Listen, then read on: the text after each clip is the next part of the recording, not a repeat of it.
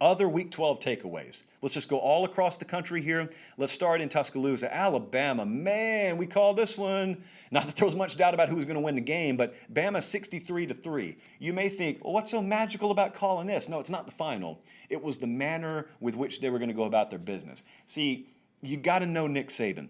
Nick Saban is one that is very reliable in games where they're going to blow someone out. They will come to a rest somewhere between 41 and 48 points.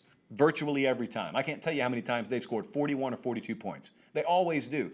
But in the Tua year, in 2017, they went about things differently. They had Jalen Hurts as the starter, Tua as the backup, and what Saban knew is, I've got a stud. I got a legitimate future star as my backup quarterback. I want to get him ready. I actually want to work the offense when the backup quarterback comes in. So what was happening is, Bama was being favored by their usual 4 touchdowns or 30 or 31 points against inferior competition.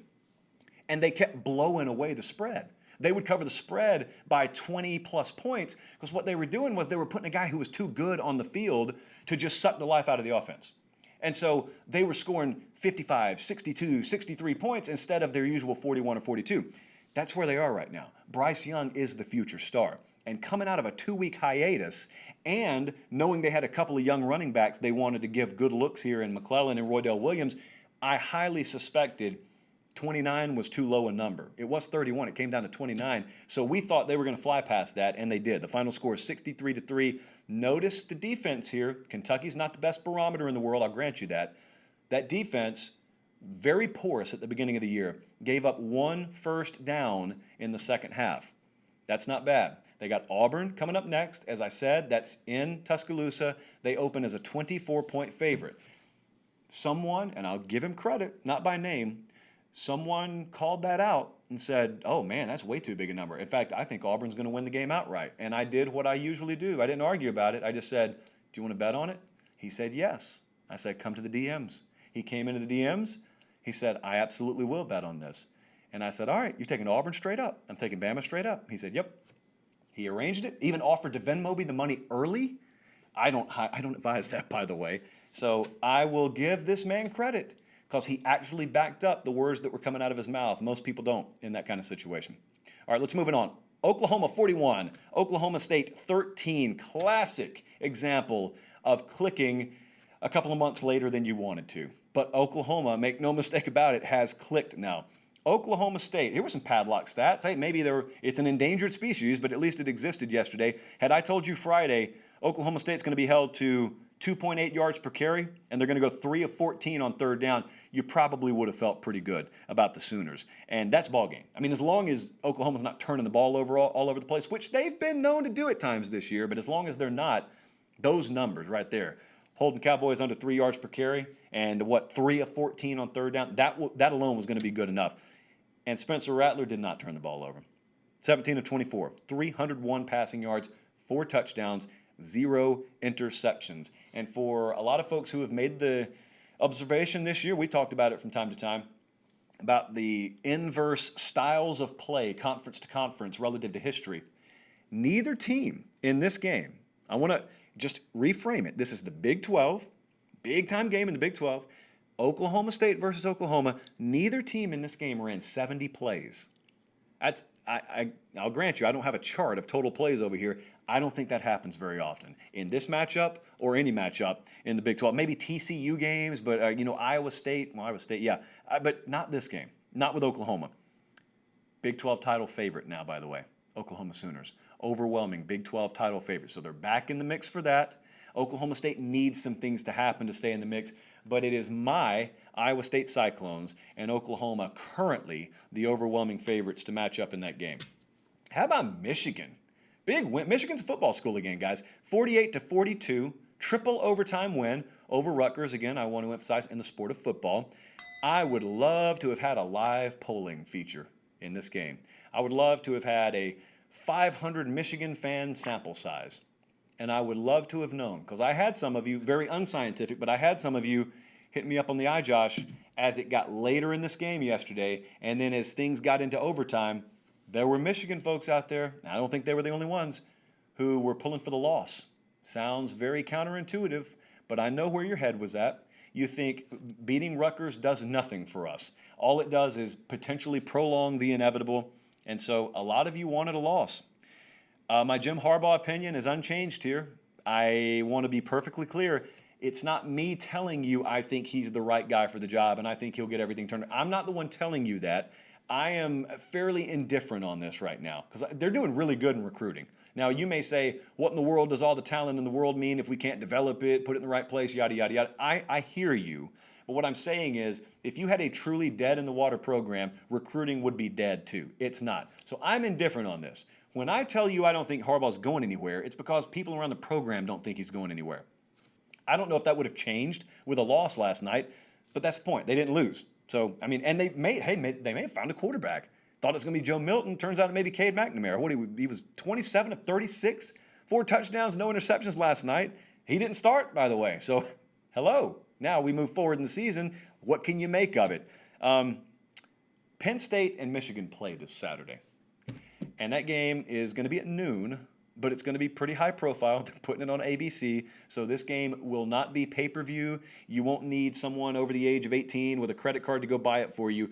You will be able to watch this in all its glory. Penn State and Michigan, the showdown America doesn't know that it needs, but it really does. And that is Saturday at high noon Eastern time. So, hey, good for Michigan. UCLA almost beat Oregon yesterday. This was one I couldn't make sense of. Oregon, I thought a healthy UCLA was going to be run up and down the field on by Oregon. And then you had Robinson Thompson. I always get the names confused there. The quarterback, the starter for UCLA out. And not only that, if I were to have told you, talk about padlocks being irrelevant yesterday, if I tell you not only is Chip Kelly going to be without his starting quarterback, they're also going to be -3 turnovers. What kind of blowout would you think was coming there for an Oregon team already favored by 2 touchdowns, and then it went up to 17 with the news of the quarterback being out? I mean, the negative was for Oregon, UCLA's backup quarterback took you to the wire and nearly beat you, even as you were +3 turnovers. I guess if you're looking for a silver lining here, you did get a win. That's much more than just a silver lining, but Oregon's offense, again, answered the bell, and they needed to. They needed every one of those 38 points. They needed the +3 turnovers, too.